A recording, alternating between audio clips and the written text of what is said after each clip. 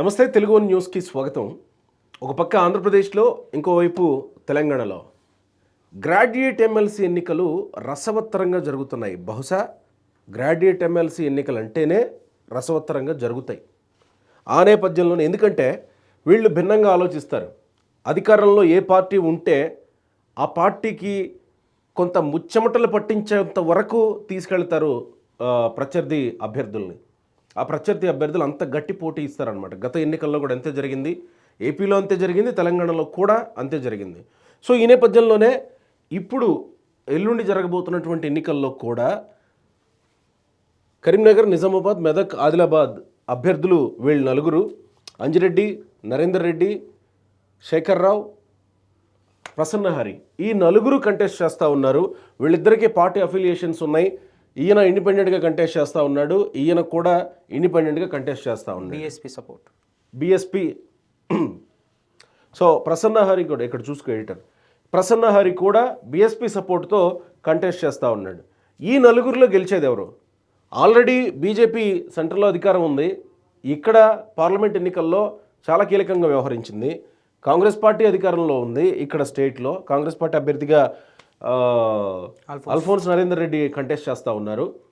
మరి అధికారంలో ఉన్నటువంటి పార్టీలను కాదని ఈ అభ్యర్థుల వైపు చూస్తారా జనాలు?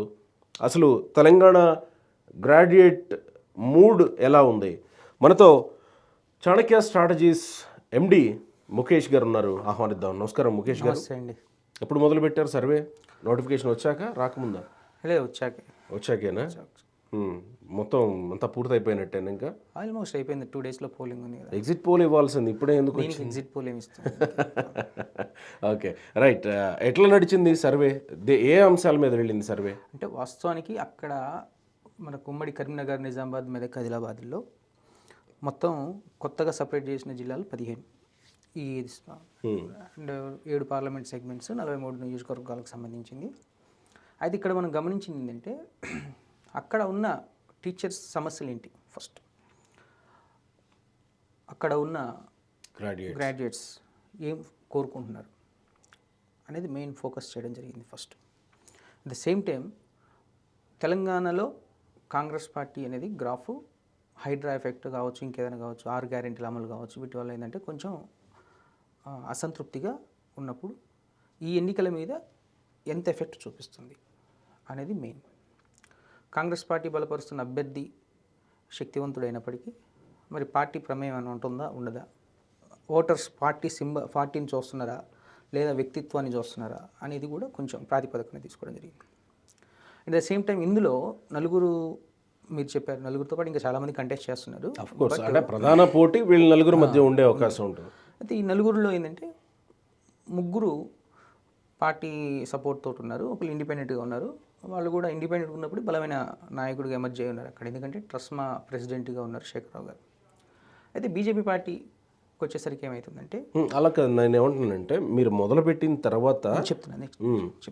చెప్పండి. అయితే తెలంగాణలో కాంగ్రెస్ పార్టీ ఇందాక గ్రాఫ్ తగ్గుతూ ఉన్న టైంలో మరి ప్రత్యర్థి స్థానంలో ఉన్న బీఆర్ఎస్ పార్టీ ఎఫెక్ట్ ఎంతవరకు ఎలక్షన్స్ మీద ఉంటుంది, అంటే ఏ పార్టీ ప్రత్యర్థి స్థానంలోకి రాబోతుంది అనేది కూడా కొంచెం ఒక ప్రశ్నార్థకంగా తెలంగాణలో ఉంది ప్రతిపక్షం.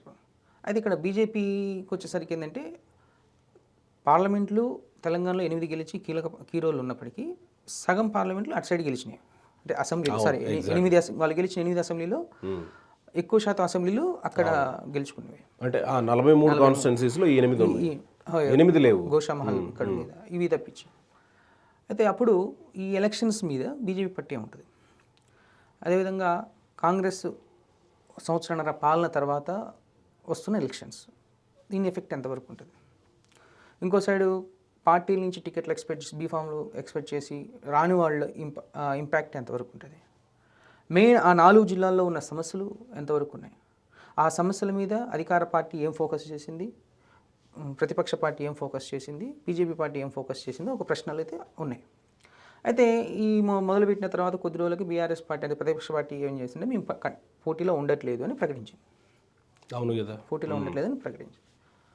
సరే, ఓటర్లు అందరూ ఏం ఆలోచిస్తారంటే, ఓకే ఓడిపోతారన్న భయంతో ముందే పోటీలో నుంచి అంటే కోర్స్ ఉండొచ్చు నాకు ఆలోచన. ప్రజల్లో ఎక్కువ శాతం ఏంటంటే ఎందుకు పోటీ చేయట్లేదంటే ప్రజల్లో నుంచి వచ్చిన మాట ఏంటంటే ఓడిపోతారని భయంతో పోటీ చేయట్లేదని ఒక ఈక్వేషన్ వచ్చింది. ఇంకొక సైడు బీజేపీ పార్టీకి వచ్చేసరికి ఏమవుతుందంటే అటు సైడ్ కాంగ్రెస్ మీద పెరుగుతున్న యాంటీ ఇన్కమెన్స్ కావచ్చు, అంటే వ్యతిరేకత కావచ్చు, అండ్ కాంగ్రెస్ పార్టీ బలపరిచిన అభ్యర్థి ఎవరైతే ఉన్నారో అతని మీద ఉన్న వ్యతిరేకత కావచ్చు, ఈ రెండింటిని క్యాచ్ చేసుకొని బీఆర్ఎస్ పార్టీ పోటీ చేయకపోవడం కావచ్చు, ఈ మూడు వదిలితే బీజేపీ పార్టీకి ఎక్కువ స్కోప్ ఉన్న ఈ ఎమ్మెల్సీ కాన్స్టిట్యున్సీ. కానీ కొన్ని తప్పటడుగుల వల్ల ఏమవుతుందంటే బీజేపీ పార్టీ కొంచెం రెండో స్థానంలో కనపడుతుంది. అనూహ్యంగా ఏంటంటే మొదటి స్థానంలో మా సర్వే ప్రకారం ఏంటంటే బీఎస్పీ పార్టీ బలపరుస్తున్న ప్రసన్న హరికృష్ణ కొంచెం ముందు లీడ్లో కనపడుతున్నాడు సర్వే ప్రకారం. దానిలోకి వెళ్ళబోయే ముందు ఇక్కడ గ్రాడ్యుయేట్స్ ప్లస్ ఉద్యోగులు రెండు విభాగాలుగా చేశారా? అందరినీ కలిపి చేశారు? ఎవరికి వాళ్ళకి సపరేట్గానే డిస్కస్ చేస్తాం. టెలికాలింగ్ చేసాం, కొంత మాన్యువల్గా కూర్చున్నాం. అంటే ఎవరికి వాళ్ళు సపరేట్గా కూర్చొని చేసిన సర్వేనే కాబట్టి ఒక్కొక్క వింగ్ నుంచి ఒక్కొక్క జిల్లా నుంచి ఒక్కొక్క రకమైన సర్వే కనిపించింది. ఫర్ సపోజ్ మెదక్లోకి చూస్తేందంటే అంజిరెడ్డికి బాగుంది. ఇక మెదక్ జిల్లాకు వచ్చేసరికి ఏంటంటే బీజేపీ కొంచెం గ్రాఫ్ ఎక్కువగా ఉంది. కరీంనగర్ వచ్చేసరికి ఏంటంటే ప్రసన్న హరికి కొంచెం ఎక్కువ గ్రాఫ్ ఉంది. అండ్ నిజామాబాద్ ఆదిలాబాద్కి వచ్చేసరికి ఏంటంటే ప్రసన్న హరికి అంజిరెడ్డికి మధ్య ఫైట్ నడుస్తూ క్లియర్గా కనిపిస్తుంది. అంటే ఒక్కొక్క ప్రాంతంలో ఒక్కొక్క రకంగా ఉండింది. ఎందుకంటే వాస్తవానికి అంజిరెడ్డిది మెదక్ సంబంధించిన జిల్లా, మెదక్ జిల్లా వాస్తవం. ఓకే, అంజిరెడ్డి బలహీనతలు ఏంటి అని చెప్తున్నదే కదా. అయితే అంజిరెడ్డి గారికి వచ్చేసరికి ఏమవుతుందంటే అక్కడ బీజేపీ పార్టీ అంటే 43 నియోజకవర్గాల్లో ఇప్పుడు బీజేపీ పార్టీ గురించి మాట్లాడుకున్నాం. అయితే ఇక్కడికి వచ్చేసరికి ఏమవుతుందంటే ఇక్కడున్న 43 అసెంబ్లీ సెగ్మెంట్స్ కానీ అన్ని జిల్లాల్లో కానీ ఉన్న బీజేపీ కార్యకర్తల్ని అసెంబ్లీ చేసుకోవడంలో కొంత వెనకబడ్డారు. ఎందుకు అంటే కరెక్ట్ పిఆర్ సిస్టమ్ అనేది మెయింటైన్ చేయలేకపోయారు అక్కడ మనం గమనిస్తే. రెండోది వచ్చేసి ఆర్ఎస్ఎస్ సంఘ కార్యకర్తలను కూడా పూర్తిగా పట్టించుకోలేదని ఒక అపవాదం ఉంది, పార్టీ కోసం పనిచేసింది. మూడోది వచ్చేసి ఇతను ఫార్మాకు సంబంధించిన బ్యాక్గ్రౌండ్, అంటే యాక్చువల్గా గ్రాడ్యుయేట్ అయినసరికి ఏంటంటే ఈ ముగ్గురు వచ్చేసి మిగిలిన వాళ్ళందరూ కూడా కొంచెం బ్యాక్గ్రౌండ్లో టీచర్స్, అసిస్టెంట్ ప్రొఫెసర్స్ ఏదో ఒక బ్యాక్గ్రౌండ్ ఉంది. కానీ ఇక్కడికి వచ్చేసరికి ఏమవుతుందంటే ఇతను కంప్లీట్ ఈ ఫీల్డ్కి సంబంధించి కాకుండా అదర్ సెక్టార్ని ఫీల్డ్ నుంచి వచ్చిన ఆయన జోనర్ వేరే. అండ్ మిగిలిన అంటే మెదక్ మినహాయించి మిగిలిన జిల్లాల్లో పార్టీ కోసం పనిచేస్తున్న నాయకుల్ని కొంచెం మర్చిపోవడం వల్ల ఏంటంటే వాళ్ళు కూడా అసంతృప్తిగా ఉండి చాప కింద నీరులాగా వేరే వాళ్ళకు ఓటేయమని చెప్పే స్థితికి కొంచెం క్యాంపెయిన్ వెళ్ళిపోయింది. అంటే ఒక స్ట్రాంగ్ క్యాంపెయిన్ ఏర్పాటు చేయడంలో కొంచెం ఫీల్ అయ్యాడు. అండ్ పాజిటివ్గా ఉన్న ఒక పాయింట్ ఏంటంటే ఇక కాంగ్రెస్ మీద ఉన్న అసంతృప్తి ఏదైతే ఉందో అతనికి కలిసి వచ్చే అంశం. అంటే పార్టీ సపోర్ట్ చేస్తున్న అంటే గెలిచే స్థాయిలోనా సెకండ్ స్థాయిలో. అండ్ రెండవది వచ్చేసి ఇక స్ట్రాంగ్ అపోనెంట్స్ ఒక ప్రసన్న హరికృష్ణ మినహాయించి కాంగ్రెస్ పార్టీ మీద వస్తున్న యాంటీ ఇన్కమెన్స్ కావచ్చు, కాంగ్రెస్ పార్టీ అభ్యర్థి ఆల్ఫోన్స్ విద్యా సంస్థల మీద వస్తున్న యాంటీ ఇన్కమెన్స్ కావచ్చు, ఇవన్నీ చూస్తే ఏమైందంటే ఇవి కొంచెం ఇతనికి కలిసి వచ్చే అంశాలు. అండ్ స్ట్రాంగ్ క్యాంపెయిన్ ఉంది ఇక్కడ. ఎవరు బండి సంజయ్ కావచ్చు, ఈటల రాజేందర్ గారు కావచ్చు, రఘునందన్ రావు కావచ్చు, ధర్మపురి అరవింద్ కావచ్చు, వీళ్ళందరూ స్ట్రాంగ్ క్యాంపెయిన్ చేస్తున్నప్పటికీ ఓటర్ని అట్రాక్ట్ చేయడంలో కొంత మైనస్ అయిందని క్లియర్గా చెప్పుకోవచ్చు ఇక్కడ బీజేపీ. ఇక కాంగ్రెస్కి వచ్చేసరికి ఏంటంటే వీరు ఆల్ఫోన్స్ నరేందర్ రెడ్డి గారు ఆల్ఫోన్స్ విద్యా సంస్థల చైర్మన్ అండ్ ఒక ఆసిఫాబాద్ మినహాయించి అన్ని జిల్లాల్లో 15 జిల్లాల్లో ఒక 2 జిల్లాల్లో మినహాయించి అన్ని జిల్లాల్లో కూడా తన విద్యా సంస్థలు ఉన్నాయి. అయితే ఇతనికి తన విద్యా సంస్థలు ఏవైతే ఉన్నాయో మిగిలిన కరస్పాండెంట్స్ తోటి కొంత యాంటీ ఉంది. అంటే మిగిలిన ఆల్ఫోన్స్ కాకుండా మిగిలిన కరస్పాండెంట్స్ తోటి. అంటే ఇక్కడ మెయిన్ ఉండాల్సింది ఏంటంటే అన్ని విద్యా సంస్థల కరస్పాండెంట్స్ తోటి కొంచెం మంచి ర్యాప్ ఉండాలి. ఎందుకంటే వాళ్ళ కదా దగ్గరుండి కొంచెం గ్రాడ్యుయేషన్ తీసుకొచ్చి ఓటేయించే స్థితిలో కొంచెం ఇనిషియేట్ తీసుకునేది. అయితే ఫస్ట్ అతనికి లోకల్గా తన విద్యా సంస్థల పేరుతోనే వ్యక్తిగతంగా శక్తివంతమైనడు కావచ్చు, కానీ వృత్తిపరంగా ఏమవుతుందంటే మిగిలిన కరస్పాండెంట్స్తో కొంచెం అతనికి యాంటీ ఉండడం వల్ల ఏంటంటే అతనికి కొంచెం కలిసి రావట్లేదు. రెండోది కాంగ్రెస్ బలం తోడయ్యే అవకాశం ఉంది. అదే ఇప్పుడు చెప్తాను. రెండోది తెలంగాణలో కాంగ్రెస్ గవర్నమెంట్ ఆల్రెడీ ఎగ్జిస్ట్ అయింది కాబట్టి కాంగ్రెస్ బలపరుస్తున్న అభ్యర్థి కాబట్టి కొంచెం గ్రాఫ్ తోడవుద్ది. అంటే రీసెంట్గా తను కొంతమందిని టెలికాలర్స్ని పెట్టి కొంచెం సర్వే చేయించడం జరిగింది. రీసెంట్గా మనం చూడడం కూడా జరిగింది. అయితే అప్పుడు టెలికాలర్స్ని పెట్టి వాళ్ళు సర్వే చేస్తున్నప్పుడు కాంగ్రెస్ పార్టీకి ఎందుకు ఓటేయాలి అని ప్రశ్నించిన దాఖలాలు కూడా అక్కడ మనం గమనించడం జరిగింది. అంటే కాంగ్రెస్ ప్రభుత్వం మీద వ్యతిరేకత. సో ఈ కాంగ్రెస్ ప్రభుత్వం మీద ఉన్న కొంత వ్యతిరేకత అనేది తనకు కొంచెం మైనస్గా మారే అవకాశాలు ఎక్కువ ఉండి ఇప్పుడు అంటే ఓవరాల్గా మనం చూస్తే ఎక్కువ పోటీ ఎవరెవరికి ఉంది అని ఉంటే మొదట్లో నలుగురికి ఉండే తర్వాత తగ్గుతూ వచ్చేసి లాస్ట్ మినిట్లో ఏంటంటే ఒక ఇద్దరికి పోటీ ఉండే అవకాశాలు ఉన్నాయి. ఆ ఇద్దరిలో ఎవరంటే ఫస్ట్ అంజిరెడ్డి, తర్వాత ప్రసన్న హరికృష్ణ పోటీలో ఉన్నప్పుడు మూడో స్థానంకి వచ్చేసరికి ఆల్ఫోన్స్ అండ్ నాలుగో స్థానంకి వచ్చేసరికి శేఖర్రావు గారు ఉండే అవకాశాలు క్లియర్గా స్పష్టంగా. శేఖర్రావు బలాలు బలహీనతలు ఇప్పుడు నేను చెప్తుంది అదే కదా. ఇప్పుడు ఇంకా శేఖర్రావు గురించి మాట్లాడుకుందాం. ఇక శేఖర్రావు వచ్చేసి ఏంటంటే ట్రస్మాకి సంబంధించి తెలంగాణ ప్రెసిడెంట్, అంటే Telangana private schools association presidents. అయితే ఇతనికి వ్యక్తిగతంగా లీడర్గా ఎమర్జీ ఉన్నాడు వాస్తవానికి. కానీ బీఆర్ఎస్ పార్టీ పోటీలో ఉండట్లేదు అని ప్రకటించిన తర్వాత ఈ 4 జిల్లాల్లో వ్యాపించిన ఇంకొక వాస్తవం ఏంటంటే ఎవరిని అడిగినా కానీ బీఆర్ఎస్ పార్టీ పోటీలో లేకపోయినా శేఖర్రావుకి ఇండైరెక్ట్గా సపోర్ట్ చేస్తుంది కేటీఆర్. కేటీఆర్ వర్గం బ్యాక్గ్రౌండ్ సపోర్ట్ చేస్తుందనే విషయం తెలిసేసరికి ఏంటంటే కొంత ఆలోచన ధోరణి ఓటర్లలో మారింది. అదేంది పోటీ ఉండట్లేదు మళ్ళీ వీళ్ళకి సపోర్ట్ చేస్తున్నారు అంటే ఓట్ బ్యాంక్ని చీల్చడం కోసం వచ్చిందని ఒక ఆలోచనలో కూడా అతనికి కొంచెం యాంటీగా మారింది. అంటే అన్ని ప్రైవేట్ స్కూల్స్ యూనిటీగా తీసుకొని తనకు ఓటేపిస్తే పోటీ గట్టి పోటీ ఇచ్చే స్థానంలో ఉండేవాడు.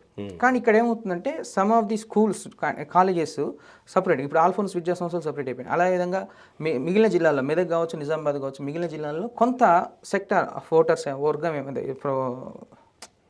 ఎడిటర్ కొంత సెక్టార్ ఆఫ్ ప్రొఫెసర్స్ కానీ మిగిలిన విద్యా సంస్థల చైర్మన్లు కానీ కొంత ఏం ఆలోచించారంటే ఓట్ బ్యాంక్ అనేది ఇక్కడ స్ప్లిట్ అవుతూ ఉంది, ఎందుకు బయట బ్యాక్గ్రౌండ్ బీఆర్ఎస్ సపోర్ట్ చేస్తుంది ఒక ఆలోచనతో నమ్మకం అనేది కొంచెం అటు ఇటు ఉంది. దానివల్ల కాంగ్రెస్ మీద వ్యతిరేకత ఉంటే అది షిఫ్ట్ అయ్యే అవకాశం ఉంటుందేమో కదా బీఆర్ఎస్ సపోర్ట్ చేస్తే. అప్పుడు ఏది షిఫ్ట్ అవుతుంది? ఇప్పుడు కాంగ్రెస్లో ఉన్న వాళ్ళు ఇంతకుముందు బీఆర్ఎస్లో ఉన్న వాళ్ళే కదా, అంతే కదా. అయితే ఆ ఓట్ బ్యాంక్ షిఫ్ట్ అయినా అది కాంగ్రెస్ పార్టీకి ఎఫెక్ట్ కొడుతుంది ఇండైరెక్ట్గా. ఇంకో రకంగా చెప్పాలంటే ఏంటంటే అతన్ని ఓట్ బ్యాంక్ని చీల్చే ప్రయత్నం, అంటే ద్వితీయ స్థానం అన్న ఓటు వస్తుందని ఆలోచించేసాం. ఇక్కడ ద్వితీయ ప్రాధాన్యత కూడా కొంచెం తక్కువగా ఉంది. అండ్ ఇక మనం మాట్లాడుకోవాలంటే ప్రసన్న హరికృష్ణ కాడికి పోతే ప్రసన్న హరికృష్ణ ఏంటంటే కాంగ్రెస్ నుంచి టికెట్ ఎక్స్పెక్ట్ చేశాడు.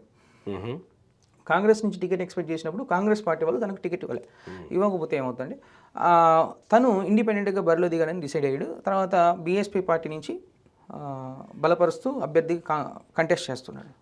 అయితే ఇతనికి ఏంటంటే బలం వ్యక్తిగతంగా అతను కూడా బిజినెస్ పబ్లికేషన్ వ్యవస్థతోటి కొంచెం వృత్తిపరంగా కొంచెం అందరితో కలిసి తిరిగినవాడు. And at the same time ఇంకా నిన్న మొన్న ఒక న్యూస్ కూడా వినాల్సి వచ్చింది. ఏంటంటే ప్రసన్న హరికృష్ణ తన వైఫ్ పేరుని ఇంటి పేరుగా పెట్టుకున్నాడని ఒక మహిళా ఓట్లలో సానుభూతి అనేది కొంచెం తీసుకురావడం జరిగింది. అట్ ద సేమ్ టైం ఒక ప్రైవేట్ టీం వర్క్ చేస్తూ ఆల్మోస్ట్ 2 లక్షల ఓటర్లని వాళ్ళు పర్సనల్గా కలిసి స్ట్రాంగ్ క్యాంపెయిన్ షాపింగ్లాగా ఒక స్ట్రాంగ్ క్యాంపెయిన్ చేసుకున్న దాఖలాలు అయితే క్లియర్గా కనిపించినాయి.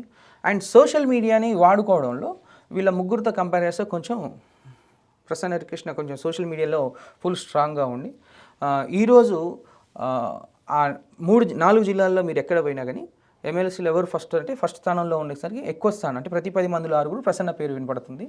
తర్వాత బీజేపీ అంజిరెడ్డి పేరు వినపడుతుంది. కాంగ్రెస్లో కూడా కొంతమంది ఇతనికి సపోర్ట్ చేస్తారు. మొన్న రీసెంట్గా ఏం జరిగిందంటే సిరిపూర్ నుంచి కోనేరు కోనప్ప ఇంతకుముందు బీఆర్ఎస్ ఎక్స్ఎమ్మెల్యే తర్వాత కాంగ్రెస్లో చేరడం జరిగింది. కాంగ్రెస్ నుంచి ఇప్పుడు ఏమైందంటే పార్టీకి రాజీనామా చేసేసి ప్రసన్న హరికృష్ణకు నా మద్దతు తెలుపుతాను, తటస్థంగానే ఉంటాను, ఎలక్షన్స్ వరకు న్యూట్రల్గా ఉంటాను ప్రకటించడం జరిగింది. దాంతోపాటు జీవన్ రెడ్డి కూడా నిన్న డబ్బులు ఉన్న వాళ్ళకి టికెట్లు వేస్తుంది కాంగ్రెస్ పార్టీ అని ఒక స్టేట్మెంట్ ఇవ్వడం అనేది కొంచెం డిఫరెంట్ వాతావరణాన్ని క్రియేట్ చేసింది నిన్న మీరు అబ్జర్వ్ చేస్తే.